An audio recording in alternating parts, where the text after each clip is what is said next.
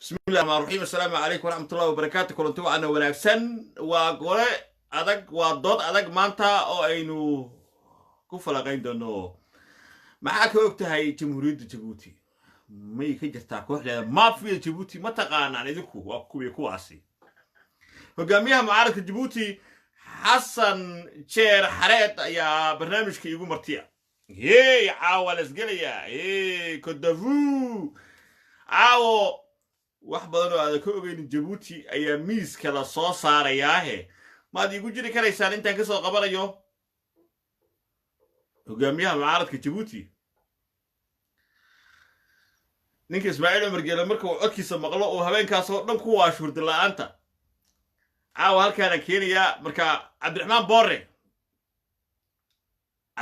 Boorre iyo Ismaaciil Umar Geele maxay isku qabteen ninka tujaarka ahaa iminka samxay isku haya Ismaaciil Umar Geele iyo Axmed Cusmaan Geele Carab saameyn intii leeg ayuu ku leeyahay madaxweynaha Djibouti ama jamhuuriyadda Djibouti ay ku leedahay Somaliland iyo dhulkan koonfurta Soomaaliya intaba Eritrea iyo Djibouti ama siyaasad fuaki Ismaaciil Umar Geele ka doonaya Soomaaliya nabad noqoto sheekooyinkaas oo dhan waxaan caawa isla faguraynaa oo xog badan haya hogaamiyaha mucaaradka Djibouti Xasan Sheekh Xareed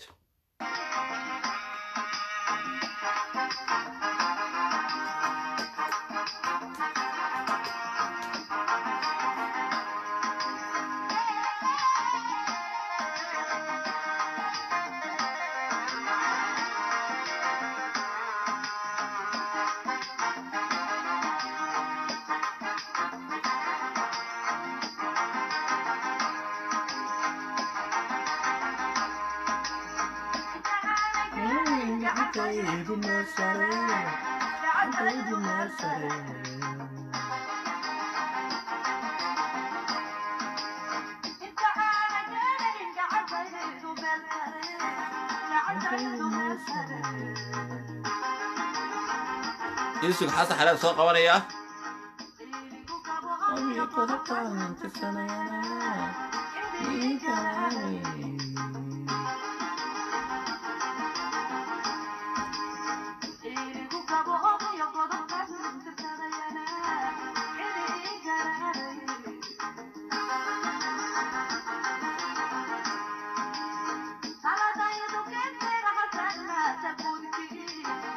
adiguna garaadka indhaha la geliyo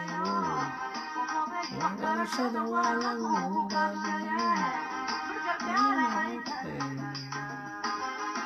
Xasan Sheekh ayaan ka qorayaa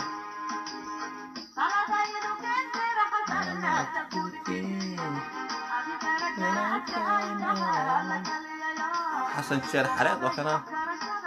invitation u dir ظاهر كهرب ما هي من كل البحي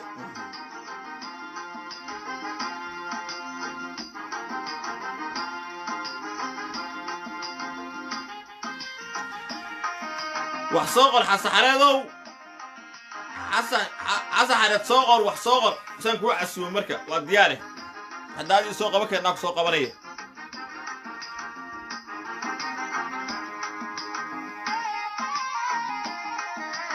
كومنت صغر اما قاعد زوتك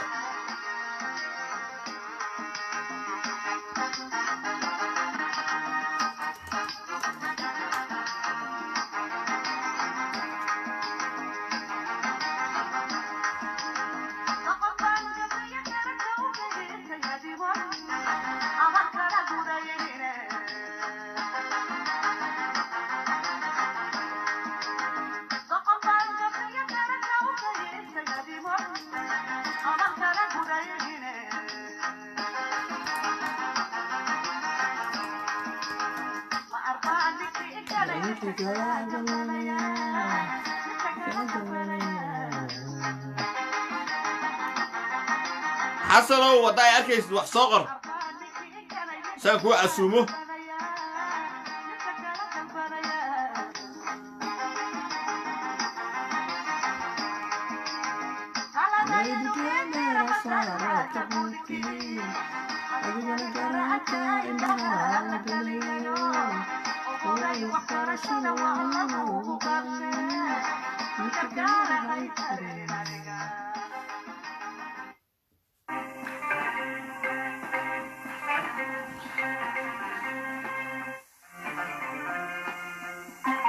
حسن وكما هيو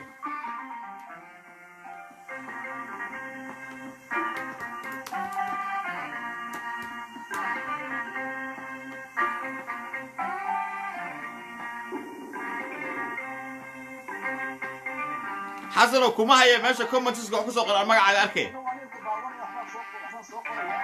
wax qor hadaan ku arkay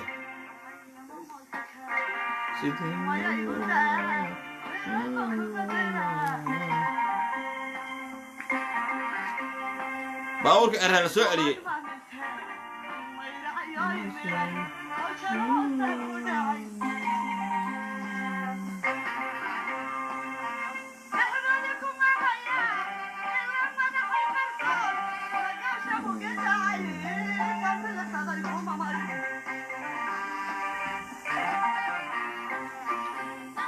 سكستو في هذه ولا ما هي حسن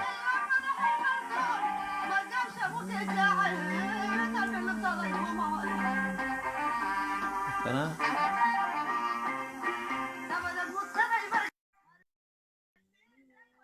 أبا حسنوا الشير قبوا وكاسي قبوا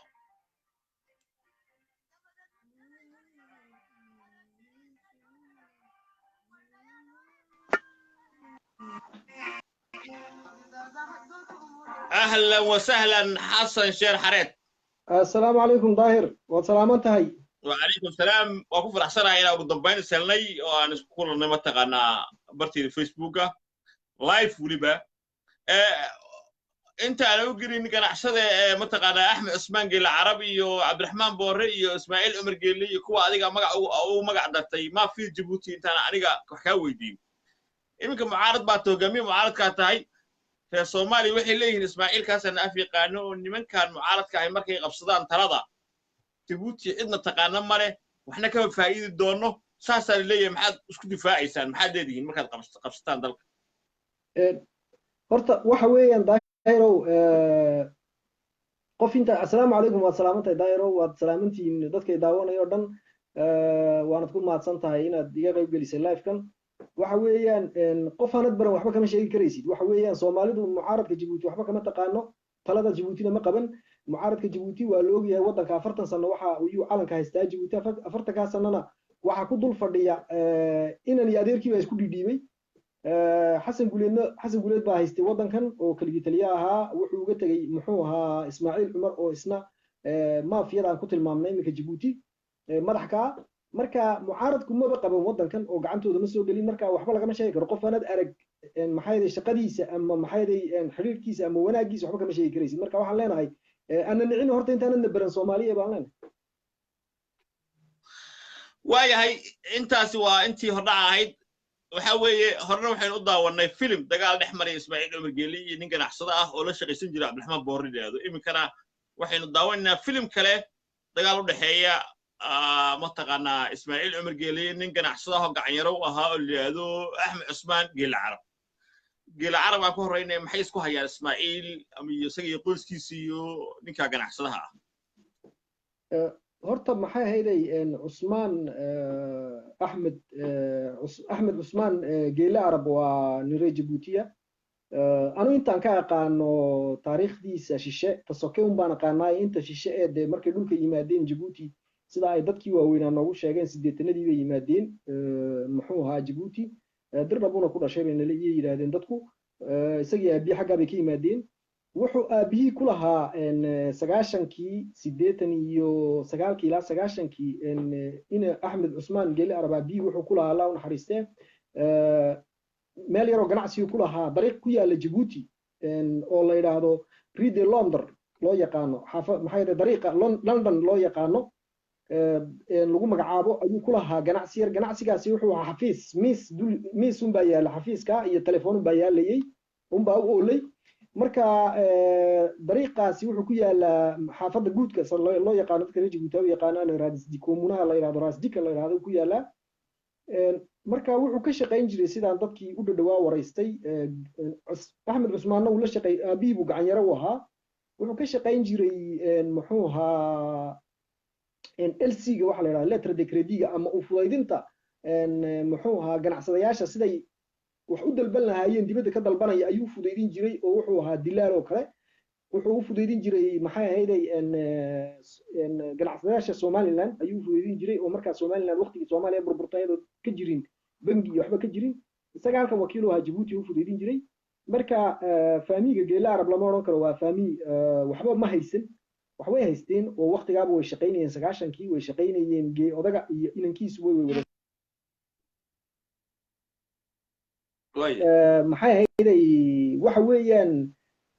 kasoo gudubta anu 9 iyo 7 iyo 8 waxaan ku arkay maxamed Axmed Cusmaan isagoo ka shaqaynaya shirkadda Inchcape la yiraahdo Djibouti ku taala waxay ku soo horjeedaa shirkadaas waxay ka soo horjeedaa meesha ku taalo aqalka uu deganaa ra'iisul wasaarihii Barkhad Gurad loo oranayay iyo ka soo horjeeday shirkadda uu ka shaqaynayay uu ku xoogsan jiray markii dambena mas'uuliyiintu ka noqday meesha maamulayu ka noqday marka nin taajiro maliyuuna leh oo sida iminka la sheegayo lacagta la sheegayo wax yar maaha ninka inta haysta xoogsi inuu shirkad u tago isma noqonayso isma tagayso ma garan waayahay marka waxaan rabaa laakiin iminka maxay isku haytaa oo imaanaya Geela Arab lacagta meesha ka keenay waxa dhan waa ka hadlaya iminka maxay isku hayaa Ismaaciil iyo Geel waxa isku hayaan horta dagaalku wuxuu ka bilaabmay shirkadan caanaha maxay ahayd sida la sheegayo officially sida loo sheegay ama official sida dadka reer Djibouti wuxuu ka bilaabmay warshada caanaha inanka Ismaaciil Cumar uu leeyahay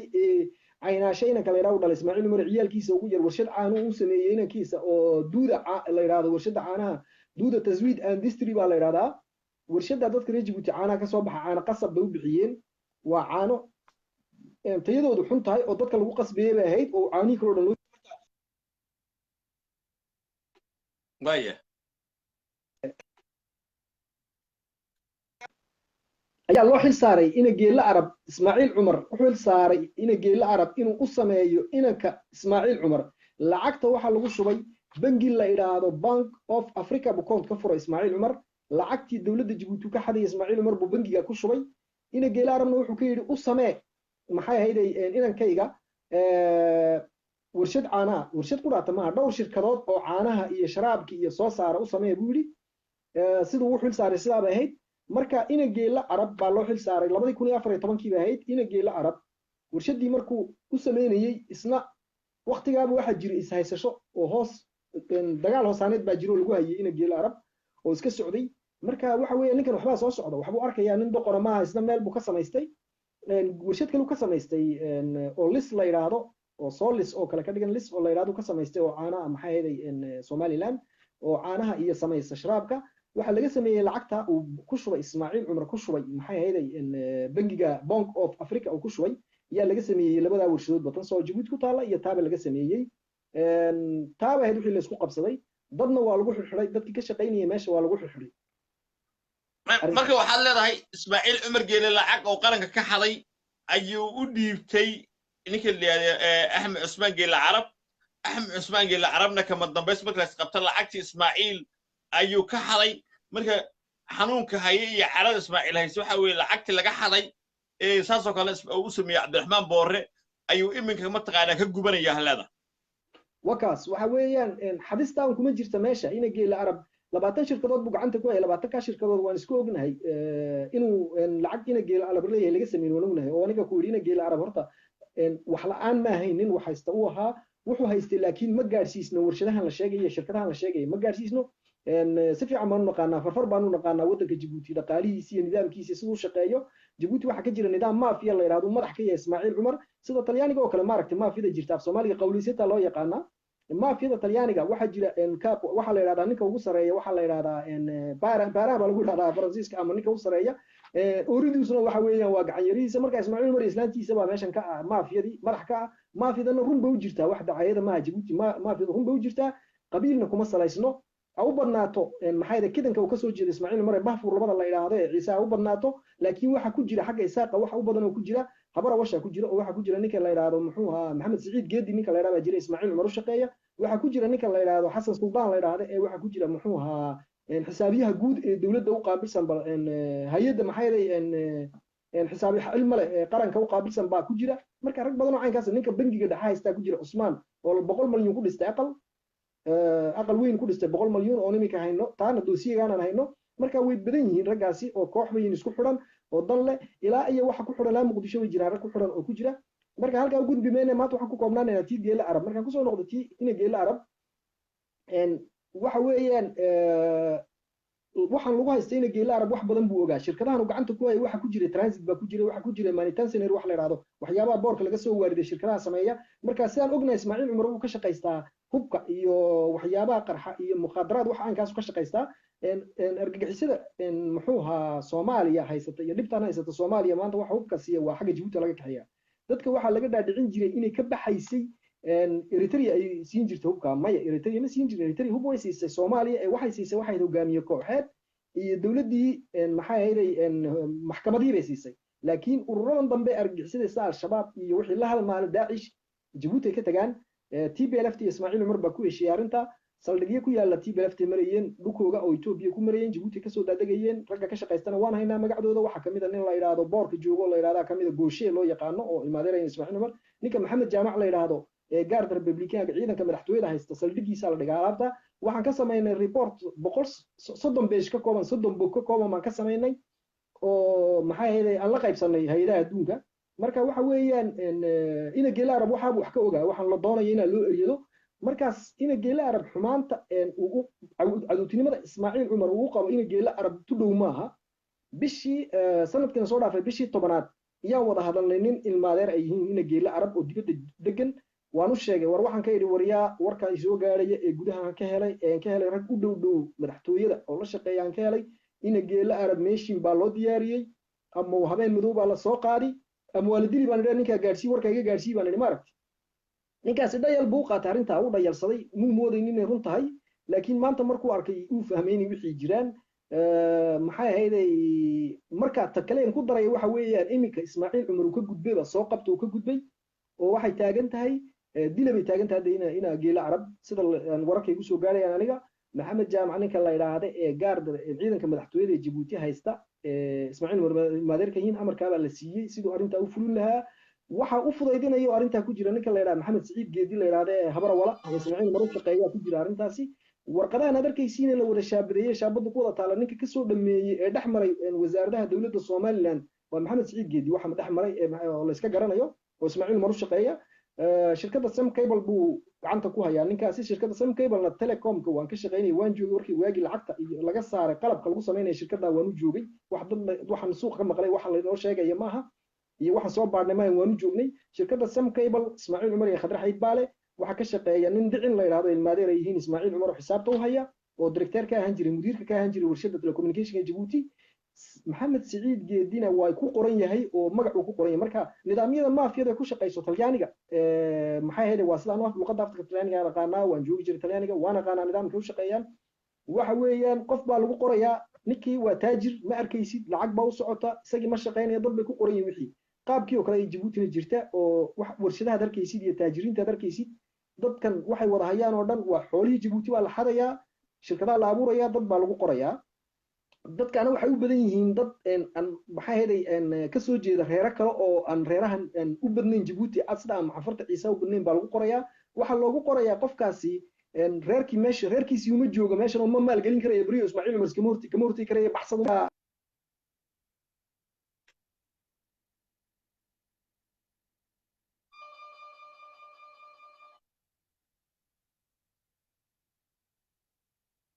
codkaaga go'aya xasan sheekh codkaaga go'aya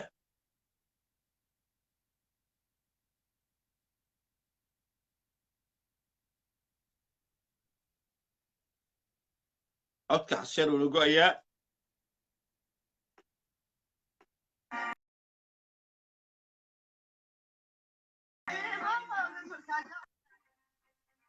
aan ku soo celiyo markaa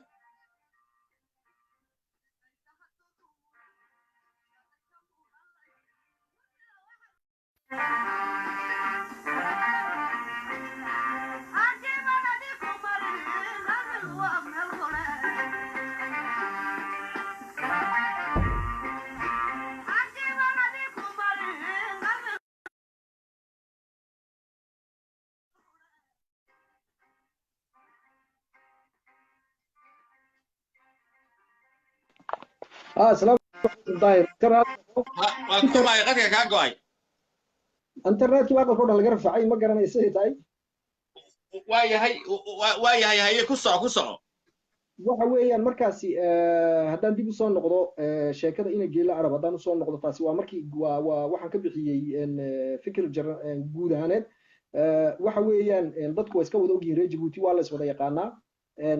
shirkadahan uu gacanta ku hayo ina geela arab imika la isku wada hayo in laga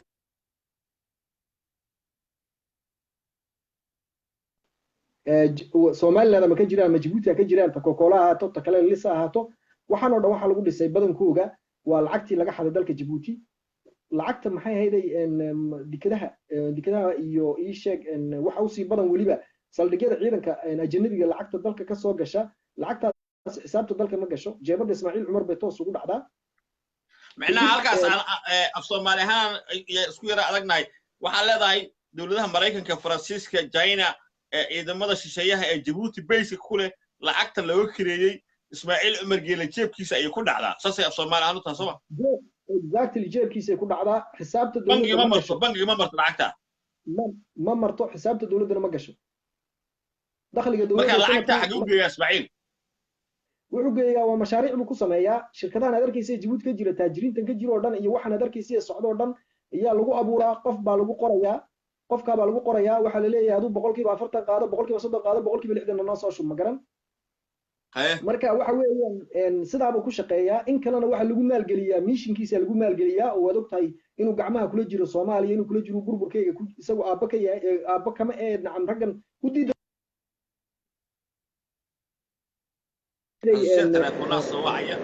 telefoonada ku soo wacayo ina hadduu ku furay messengerka inaad ka bixisaa fiican haddii kale maanta soo dhajagtay kugu haynaya messengerka inaad ka saarto waxa weeyaan muxuu ahaa messengerka hadaad ka saarto waad ka bogsoonaysaa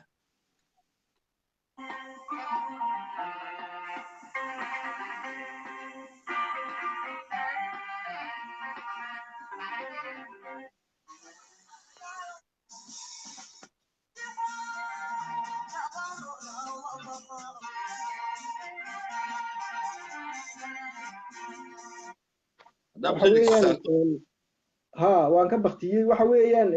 waan damiyay marka sidaaba ku shaqeeyaa waxa weeyaan lacagahaas uu dawladda ka dhaco Ismaaciil Cumar sanadkii waxa lagu tilmaamaa ilaa 200 milyan oo dollar baa lagu tilmaamaa hadii ka badnaynba shirkadaha lagu furaa shirkadaha rag baa lagu qoraa waxa taa ku daliila in arintan ina geela arab uu bangiga BCE la sheegay Faransiiska horta Faransiis yariyay ma jirin geela arab waa beentaasi wax anti-rebel la yiraahdo in geela arab erinaysa ma jirto waa beentaasi waxa ku daliila inuu bangiga BCE in geela arab 20 milyan ee dollar la siiyay una amaahin kareen bangigaasi been waxan oo dhan tahay waxa ku daliila bangigaasi lacagta uu ku shaqeeyay waad haysaa daahiro waan ku soo diray sanadkii lacagta uu dakhligiisa ee capitalka lagu dhaaf Faransiiska uu ku shaqeeyay waa dhowr iyo 10 milyan waxay noqonaysaa 2 milyan iyo qadaadiic dollar bay noqonaysaa 2 milyan iyo qadaadiic dollar bay noqonaysaa marka ugu badnaan 3 milyan badha ayay noqonaysaa intuu ku shaqeeyo bangigaasi dakhligiisu haddana waxa lagu leeyahay in geela arab buu amaahiyay 20 milyan sideed wax jeebadaada ku jirin uu ku adigu amaahin kartaa qof waxaan leeyahay lacagna hay ma amaahin karaysid halka ay kaadi marka macnaha bangan BCE ka leeyahay wuxuu amaahiyay in geela arab 20 milyan oo dollar lacagta ugu shaqeeyay waxa leeyahay 3 milyan oo dollar ma dhama masasa leeyahay lacagta ay haysto bangiga exactly suuq waan ku sheegay sax inta ay qiimaha saxda waxa weeyaan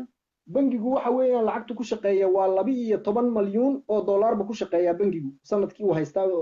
dakhligiisa uu ku shaqeeya bangigu waa 12 milyan oo dollar ay ku qoran hadaad gashid boggiisa way ku qoran tahay 12 milyan oo dollar waad ii soo dartay suuqalka ka fiirinayay okay Court Appeal de Djibouti Batui Channel de République okay tani waxa weeye tan waxay ka hadlaysaa ninka la yiraahdo Ayman Said avocat ay ka hadlaysaa taas darti talabaad ee sawirka eeg okay talabaadan eegaya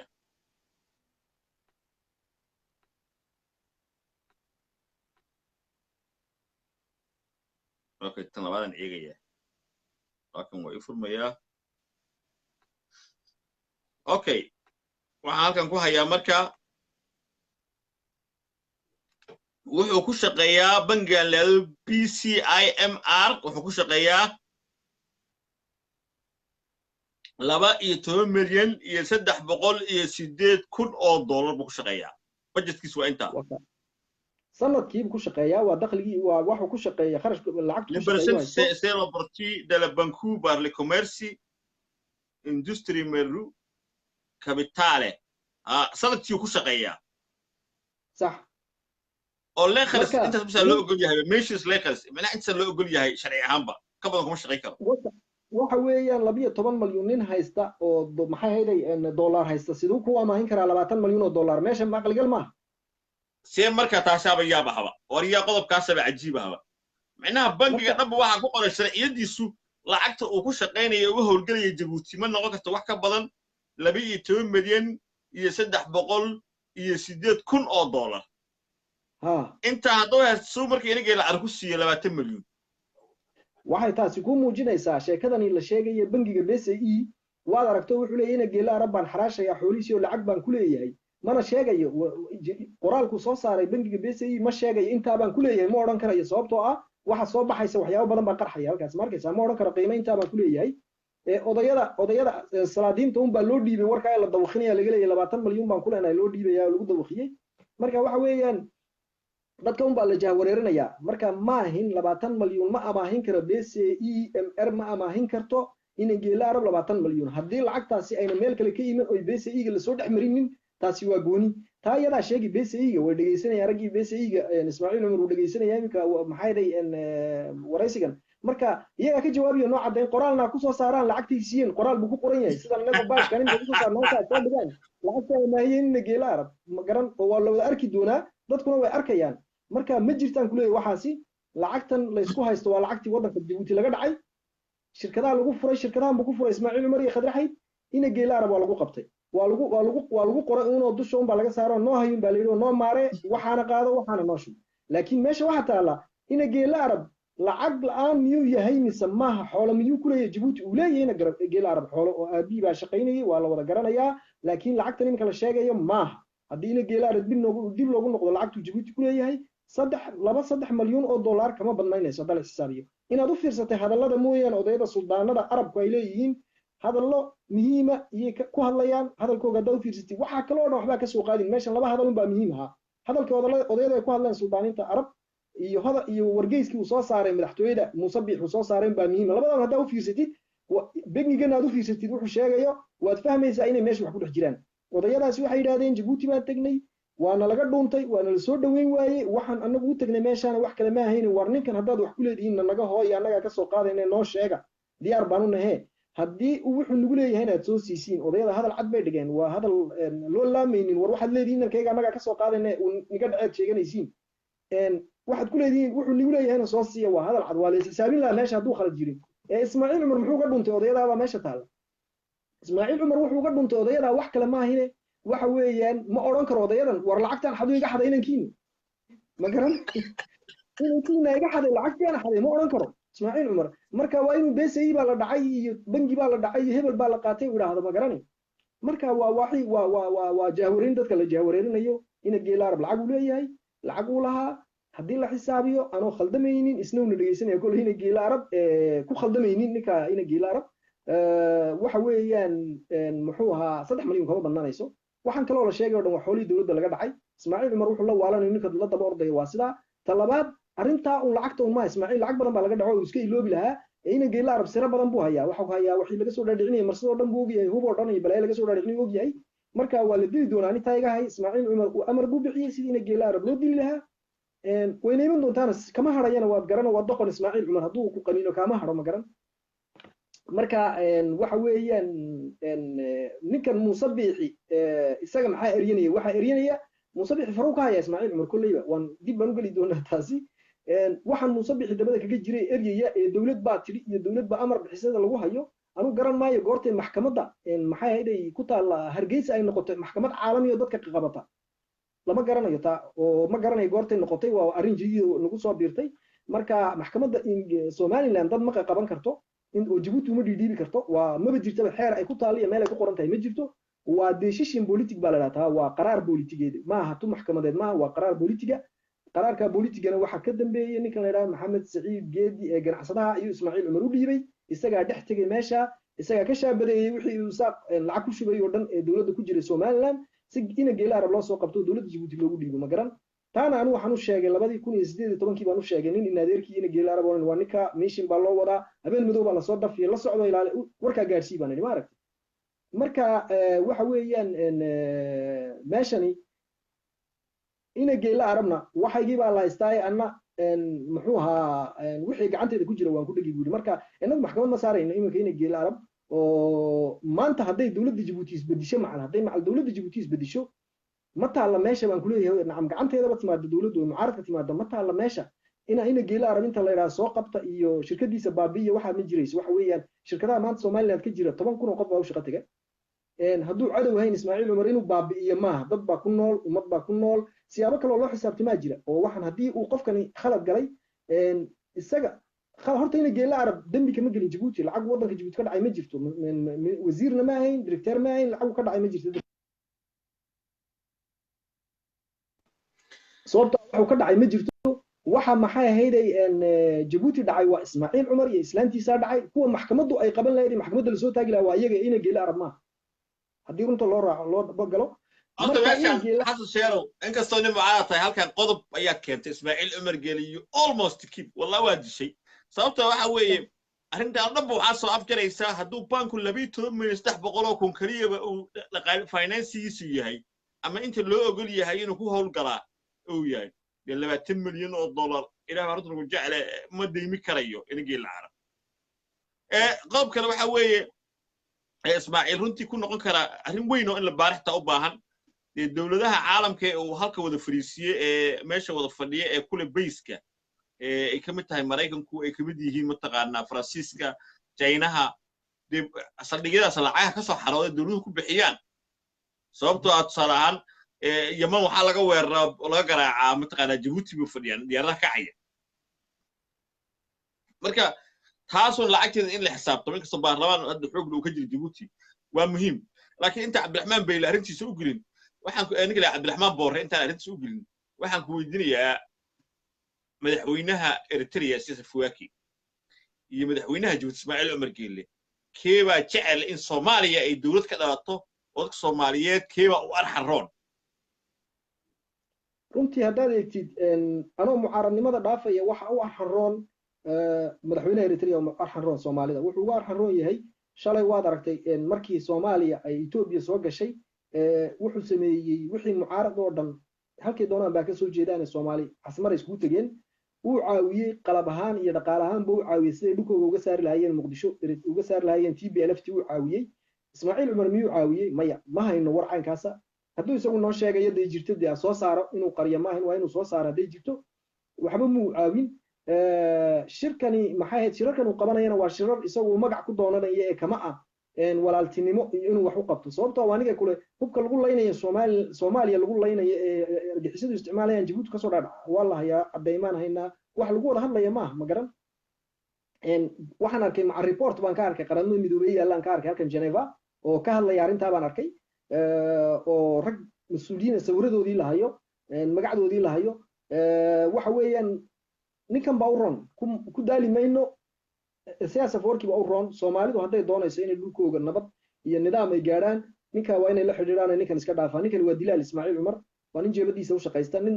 dalkiisiiba ka naxa maaha marka ninkaad kabaha ka tolanaysi kuwiisa la egaaba la yiri ninkani Djibouti sidoo galay waad arkaysaa malyuuna saa ugu socda wadanka Djibouti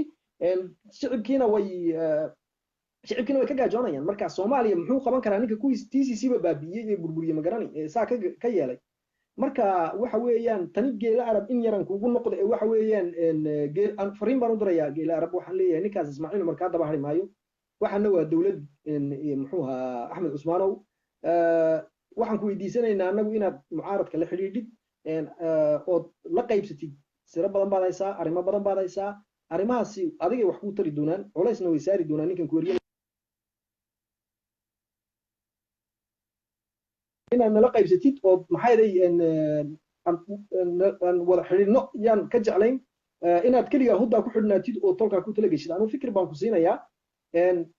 boore tolkiibuu isticmaali lahaa oo wuxuu haystaa wuxuu ka dhashay reerka u badan ee sida habar yunis oo kale ay ku tahay isaaq oo kale ka dhasho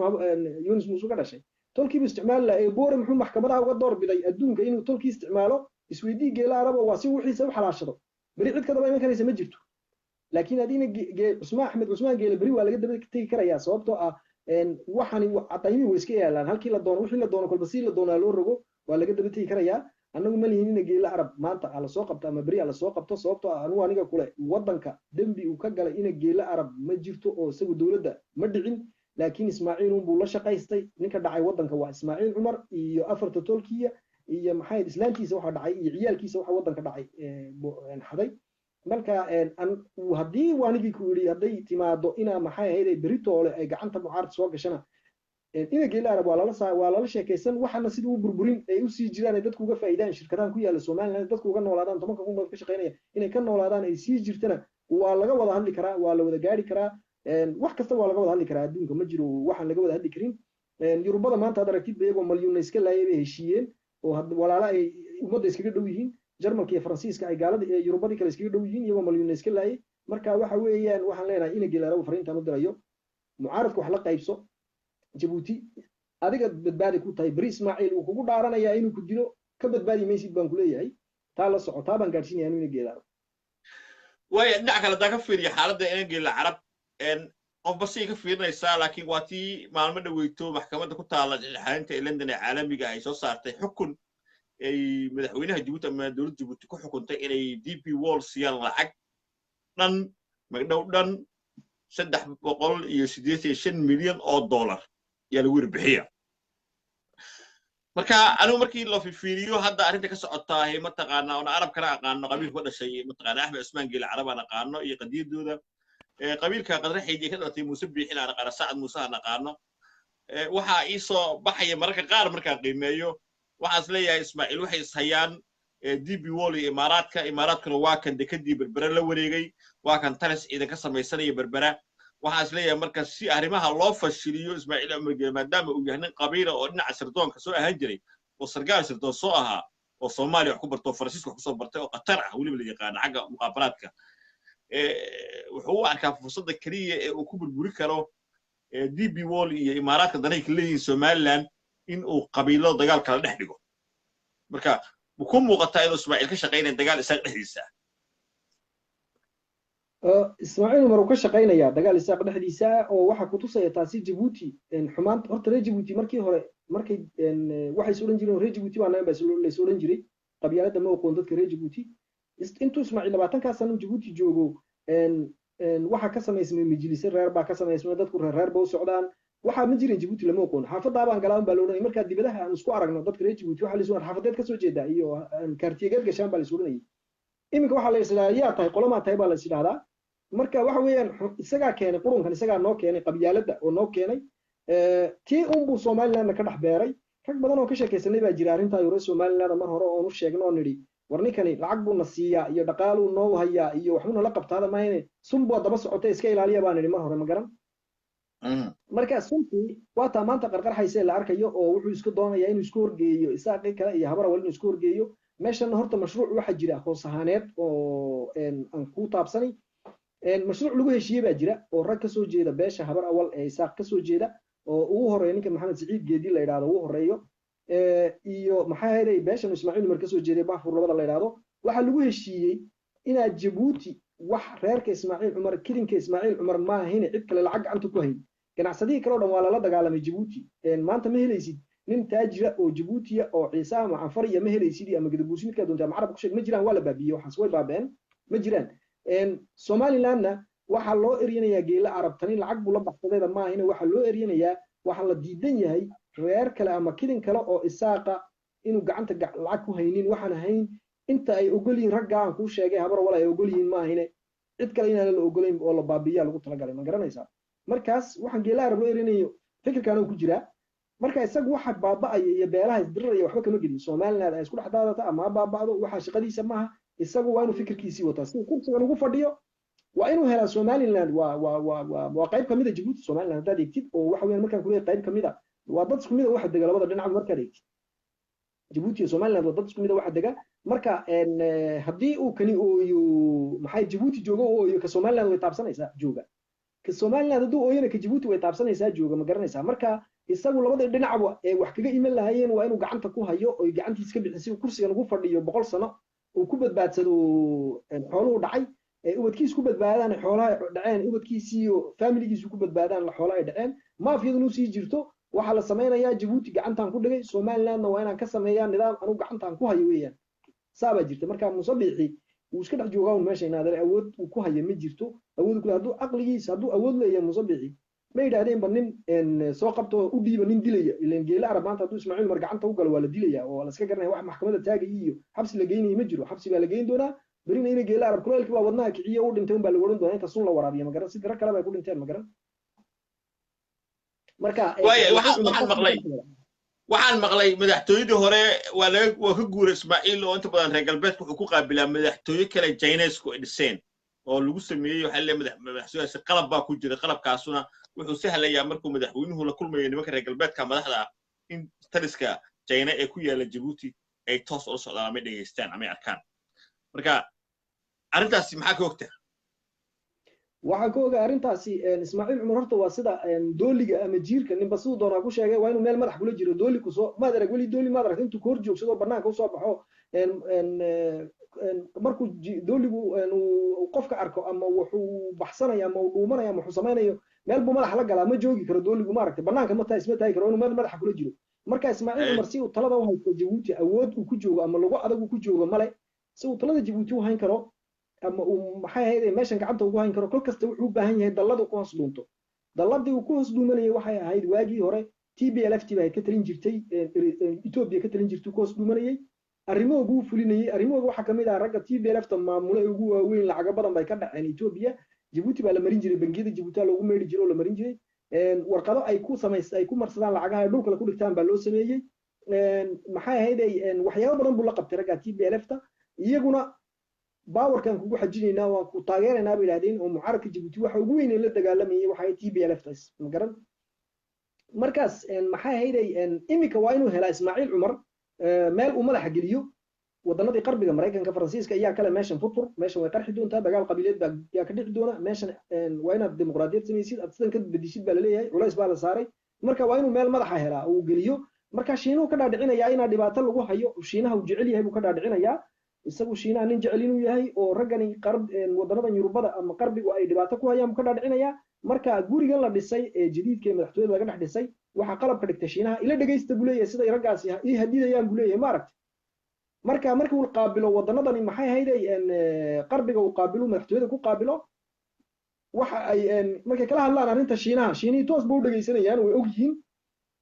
wuxuu sameeyaa isna u difaaca wuxuu yiraahdaa Shiinu dhaqaalu la galiyo waxbuu noo dhisay waa kan wuxuu iska dhigaa nin difaacay Shiini maxay maqlayaan ninkii Ismaaciil oo qarbigii markay u yimaadeen sida Macron ninkii madaxweynaha Faransiiska markay dhaweyd u yimid oo kale madax laga garaacayo oo la leeyahay war Shiinahani dib buu nagu hayaa khatar buu ku hayaa dhaqaaliga adduunka iyo maxay day amniga adduunka Georgi la leeyahay anagu dhaqaale inta leeg baan wadankan gelinay la leeyahay isna uu iska oohinayo leeyahay Shiinahani maaha waa sidan Shiinina way dhageysanayaan marka Shiini maxay hayaan ninkani waa nin jecel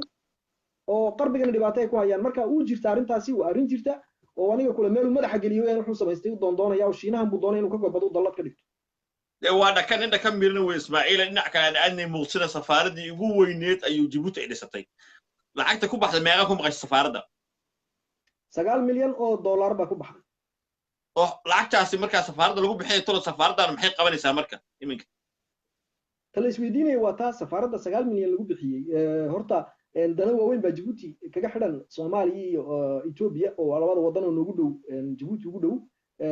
dana waaweyn baa naga xidhan waa labada wadan ee ugu badan ee wax isweydaarsan dhaqaalaha laakiin safaarad afar guri lagu dhiso 9 milyan wax macquul ma aha markaan waxaan isweydiinayaa meeshan maxaa ku dhex jira ma waxay noqon doontaa meel waxa ku waxaan u maleeyay xagga badda ku jeedaa saan u maleeyay waxa ka dhisan meesha kaydad baa ku dhex yaala meesha dhexdeeda dhul kayda oo la dhigi doono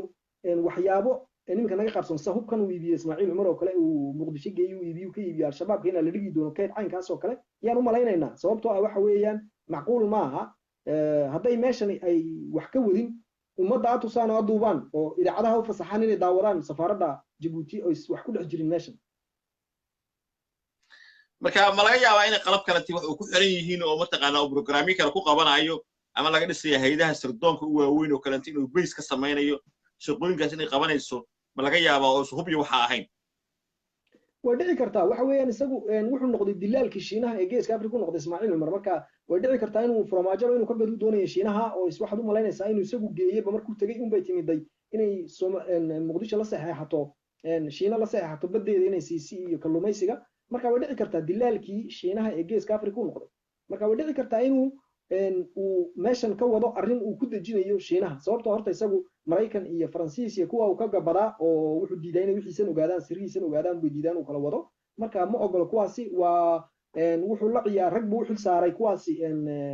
nidaamkii dawliga la ciyaara isaguna nidaam kale oo gooni u garab wadaa nidaamkii dawliga oo gaara marka waxaan u malaynayaa inuu yahay uun dilaalkii Shiinaha mar uu isagoo noqday dilaalkii Shiinaha geeska Afrika waxaan u malaynayaa inuu halka u wado Shiinaha inuu dejo inuu wado baan u malaynayaa dadka waxay soo weydiinayaan ay leeyihiin ku celi caanaha Djibouti oo ka sheegay Xasan Sheer ee qasab ku cab maxay ahayn caanaha dadka caanaha soo weydiinayaan caanahan qasab ku cab waxa la caynaashe inanka ugu yar ciyaalka Ismaaciil Umar baale caanahaasi tayadoodu aad bay hoos u taalaa dad badan baa ku xanuunsaday xaafadda balbala caana qasab baa la yiraahdaa dadka reer Djibouti caana qasab waxay u bixiyeen waxay ka dhaqaaqeen maasadii waxay ka soo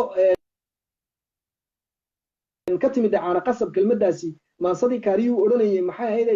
waxartuba biyaha qasab kuma cabto marka tunka la qabtay oranayay kaariga ka yimaad ka timiday marka caanahani caana tayale ma aha dadku ku xanuunsadeen oo dad badan reer Djibouti ku xanuunsado balbala caani kale oo dhan waa la joojiyay oo waddanka ma soo galaan taa cabba buu diinankaygu uu keenay marka caanahani mar waxa dhashayba mar waxa dhacdayba halkan waxaan ku hayaa buugaan badan oo ka sheekeynaya arrintaas oo marka waxa dhacday mar caanahaasi inay meeshan warshada caanaha inuu ku dhashay dirxibaa ku dhashay hay'adii caalamiga ay imanayso controleysa warshadani inay maxay ay ilaalinayso caafimaadka tayada caafimaad ee warshadan inay saxsan tahay bay yimaadeen waa la tirtiray maalintii baa la nadiifiyay laakiin inta ka hor caanina waa la sameeyay meeshan dirxibaa ku dhashay waayahay barnaamijkeenu wuxuu noqon doonaa Xasan Sheer 1 2 3 4 ilaa 10 wii doonaa waraysiga waxaan ku waraysan doonaa ilaa 10 qaybood marka kan hal saac aan ku koobi doonaa halka saac maxaa nooga dhiman aan fiiriyo inta nooga dhiman hal saac waqtigaan haysano waxaa noo dhiman halka saac waxaa nooga dhiman 13 daqiiqo waxaan rabaa inaan ku weydiiyo ma laga yaabaa Axmed Cusmaan Geelle Carab in sida qalbi dhaga Hargeysa intay isaa ka soo qabtaan Ismaaciil Umar Geelle loo dhiibo waa suurtagal sababtoo ah madaxtooyada Soomaaliland way ka go'an tahay maxay ahayd sheegeen arrimahan uu ka hayo Ismaaciil Umar ma garanayo Muuse Biixi uu sida uu ugu gilgilayo ma garanayo laakiinse Ismaaciil Umar anaa ku huba qofkan uu qaniino waa doqon baan ku yiri doqonkuna hadduu ku qaniino kuma sii daayo Ismaaciil Umar waa doqon ninkaasi uu qaniinay alla dilu gaaray hadalka afkiisa ka soo baxay hadii la keeni waayo alla dilu gaaray ninku wuxuu saarayna waa nin in adeerkiyo Maxamed Jaamac la yiraahdo oo ciidanka madaxtooyada haysta una tagaana ninkaasi Soomaaliland uu tagaa oo mishinu ka fuliya oo dad ka soo qabta Soomaaliland ninkaasi marka waa inay ogaadaan hadii uu yimaado Soomaaliland inay ka digtoonaadaan weeyaan reerka Geelle Arab waxa fudaydinaya arrinta ay ku dhex jirana waa aniga ku sheego gudunay ma goysayna garabkayga kugu yaalay hayday ayaa kugu jiray waxa weeyaan waa Maxamed Saciid Geedi ninka la yiraahdo abra wala waxa fudaydinaya waxa wasaaradaha Soomaaliland dhex maray shaabadan kala soo dhacayna waa isaga Maxamed Saciid Geedina waa ri lugta waxdan Ismaaciil Umar oo meel buu ma dhaqaaqi karo sababtoo ah faruq ka haya Ismaaciil Umar balaayi faraw galiyay waxyaabo faraw galiyay waxa kamid ah ka ganacsiga hubka ka ganacsiga balaayo kale oo xoutiinta laga iibiyo waxa ay dhan buu faraw galiyay marka ma bixi karo in Maxamed Saciid Geedi ma bixi karo oo faraha laga hayaa marka hadii la qaban waayena Ismaaciil wuxuu ku dhaaranayaa inuu ninka dilo waayay iminka markii hore TPLF wadii ka hoos gal mucaarada ahaydeen iminka maxay diideen inaad kacdoon bilowdaan Djibouti aad gudaha u gashaan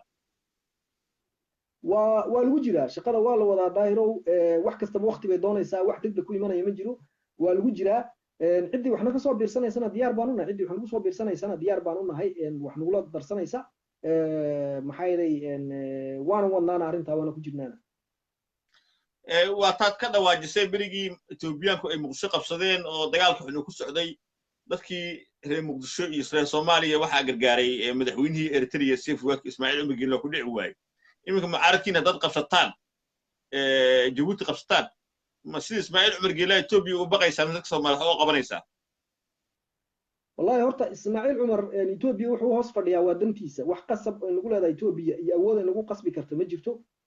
wuxuu hoos fadhiyaa waa si kursigiisa u ilaashado Ethiopia Djibouti qasab kuma haysato waxaan u fadhinaa halbowle iyaan Ethiopia u fadhinaa anagu Soomaali dagaalka 77 wuxuu gaarsiin Ethiopia iyaan si dhib ku gaarsiin karnaa waxaad aragtay maalintii dhaweeyay dagaalkii u dhacay beesha canfartii ciiso ay turtureen isdirreen Ethiopia waxa dhacay dhalinyaro xidhay dariiqa ay wax maraan أديس بلا ويجوكسدين أديس وحنا دم بجوكسد قاري بس سعون ويا بلا نافط نقطة بلا وحبين نقطة مركا waxa weeyaan meel halbuulaan fadhina maxay ahayd ninka sabada taagtii waxa uu geyso haday xoog ku tala galaan Ethiopia jawaabteeda waa la siinay ma garan marka waxa weeyaan anagu Soomaaliya waxaad u qabanaysiin iska daayay inaan mijay ku soo noqoto yaan ka shaqeyn doonaa oo kala shaqeyn doonaa dadka samaha doonaya Soomaaliya waa muhiim inay soo noqoto waana ku qasbanaa in la soo celiyo halkii ku soo noqoto Soomaaliya ama dawlad quraata iyadoo ama saddex dawladood ama afar dawladood intay doontaa u kala qaybsantay Soomaaliya waa inay soo noqoto horta tukalana way jirtaayo fikra Yurubada wadaan baa jiro inay kala qaybiyaan Soomaaliya dawladaha u kala qaybiyaan taana khalad ma aha in dadku khalad u arkin Soomaalidu haday sida ay ku imanaysa nabadu ay ku waarayaan Soomaalidu ay ku joogsanayaan dagaalkani taana khalad ma aha ma aragtay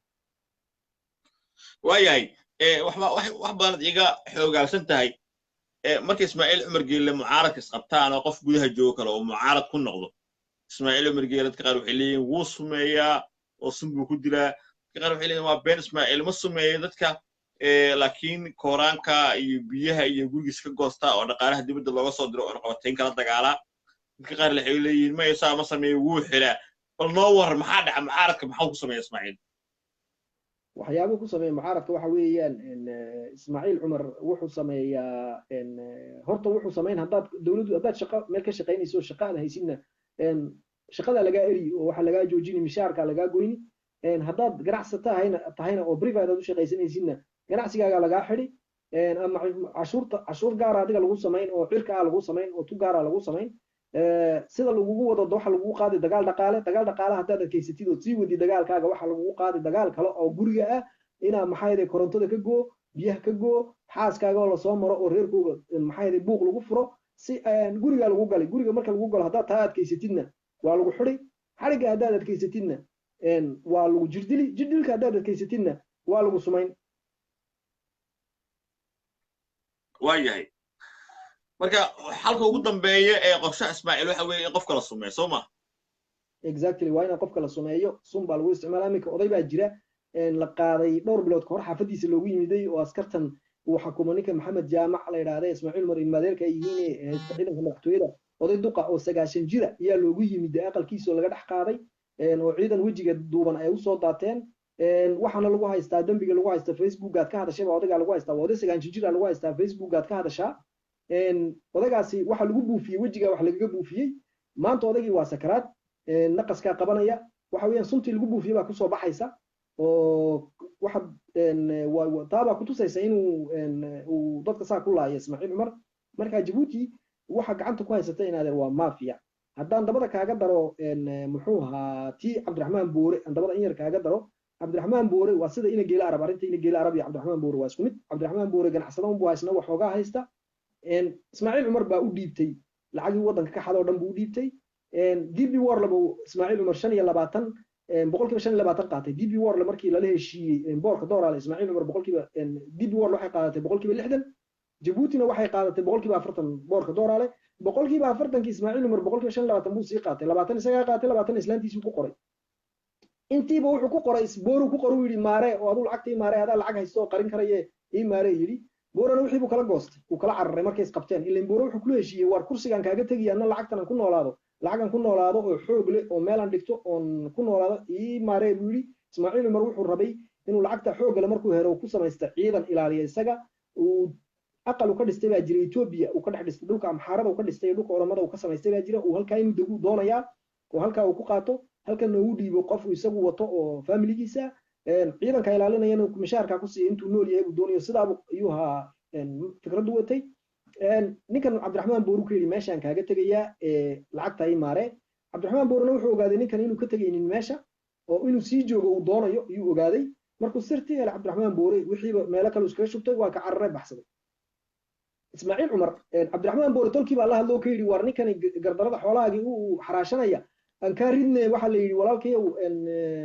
samaysan rag imikadaabaan erinaynaan magaalada jabuuti ka saaraynaayo waa 4 qof ma garatay cabdiraxmaan ka baxa buu yidhi cabdiraxmaan boore tolkii wuxuu ka yidhi ka baxa oo sida ina geela arab iminka ugu qaylayaan baa la doonayna loogu qayliyo loo dagaalama baa la doonayaba wuxuu yidhi ka baxa sababtoo ah wuxuu fikir buu watay sababtoo ah waxa weeyaan lacagtan si uu xalaalaysto hadday maxkamad marto oo qofka maxkamad ku xukunto wax dib lagaagama daba tegi karayo lacagta loogama daba tegi karayo berina laguma dacweyn karayo cabdiraxmaan boore maxkamad buu la tegey ingiriisku la tegey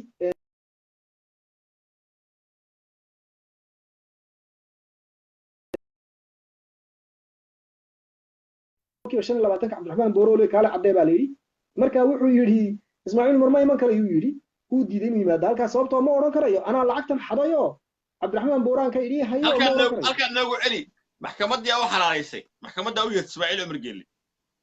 maxkamaddii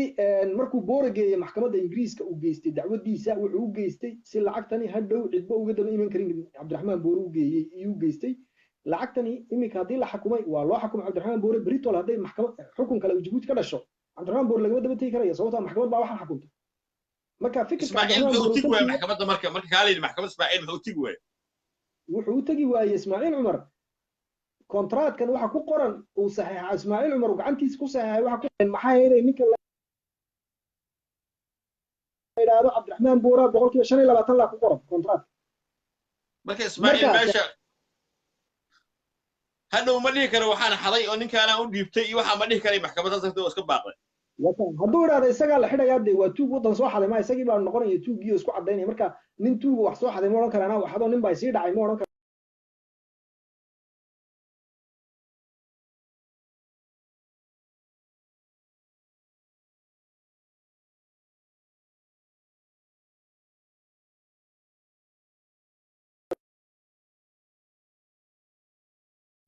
nin aqli badan oo intelligence sheeganayay oo kolba qof daba ordayo waa lay dhacday on ku haya maaragtay lacag baa layga dhacay ganacsada hebel baa lacag iga dhacay shalay boor ahayd maanta waa in arab maalin qof buu daba ordayo waa lay dhacayda ku haya maaragtay halkaas ku soo celi qadka naago ay halkaas ku soo celi maxaa tiri nin